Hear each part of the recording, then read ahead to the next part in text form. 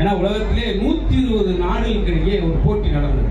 போட்டி மட்டும் இல்லை, சிறந்த உணவு எது அப்படின்னு சொல்லி 120 நாடுகளில் அகல்யா என்ற ஒரு பெண் ஆராய்ச்சி செய்து உடலுக்கு உபாதை இல்லாத ஒரு உணவு அப்படின்னு 120 நாடுகளில் கால்குலேஷன் பண்ணி கடைசியாக அந்த இளம் பெண், அந்த விஞ்ஞானியாக இருக்கக்கூடிய ஒரு உளவியல் அதிகாரியாக இருக்கக்கூடிய அவங்க தேர்ந்தெடுத்தது தெரியுமா? உடலுக்கு உபாதை இல்லாத உணவு 120 நாடுகளில் நம்ம உணவாகிய இட்லியை தேர்ந்தெடுத்தாங்க. ரொம்ப சந்தோஷமா. ஏன்னா ஆவியில் வந்த எதையுமே அசால்ட்டாக சாப்பிடும், ஒரு உபாதை இருக்காது. இட்லியா இருக்கட்டும், இடியாப்பமா இருக்கட்டும், புட்டா இருக்கட்டும், எல்லாமே அப்படி நல்ல நல்ல விஷயங்கள்லாம் பேசுவாங்க. இது ரொம்ப ஆரோக்கியமான இடம்.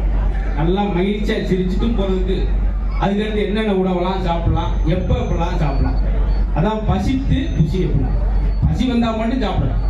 டயத்துக்கு சாப்பிடுன்னு இருக்காங்க, நம்ம பாட்டுக்கு வாங்கும்